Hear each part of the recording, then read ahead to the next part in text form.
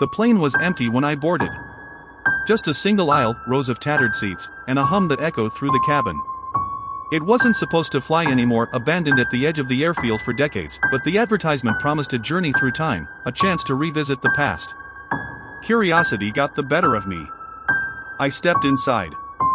The cabin was colder than it should have been, the lights flickering weakly above. The seats were worn, their cushions flattened, but they were filled with passengers. I could feel their presence, watching, waiting, but when I turned to look, the seats were empty. "Welcome aboard Flight 13, a voice announced over the intercom. It was calm, smooth, yet hollow. "Please fasten your seatbelts. We're about to depart." I hesitated, unsure whether to stay or leave, but the doors had already shut behind me. Outside the windows, the world began to blur, shifting into another time. The plane rose into the sky, but something wasn't right. The other passengers weren't human. Their faces were twisted, as if carved from clay, their eyes missing or darkened beyond recognition. Some appeared to be in mid-conversation, but the words they spoke didn't match their movements.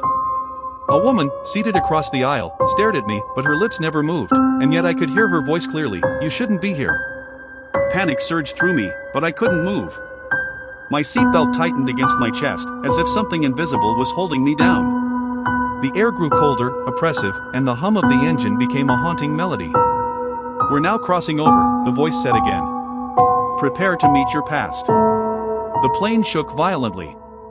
Shadows flickered against the cabin walls, faces appearing and disappearing as though they were trapped between dimensions. Time itself seemed to collapse, folding inwards, and the past was revealed in flashes, a war-torn landscape, faces screaming, an endless crash. Then, silence. The plane slowed, the hum dimming until there was nothing but the cold stillness. I looked around, but there was nothing left, no passengers, no intercom, no sound, just the emptiness of the sky. The doors were open when I finally made it out. I stepped on the solid ground, my breath visible in the freezing air. The airfield was desolate, every trace of the plane erased except for one thing. A shadow stood at the edge of the runway, its form distorted, like a wraith from the depths of time. Its eyes burned with a cold, dark fire, and it watched me, unmoving.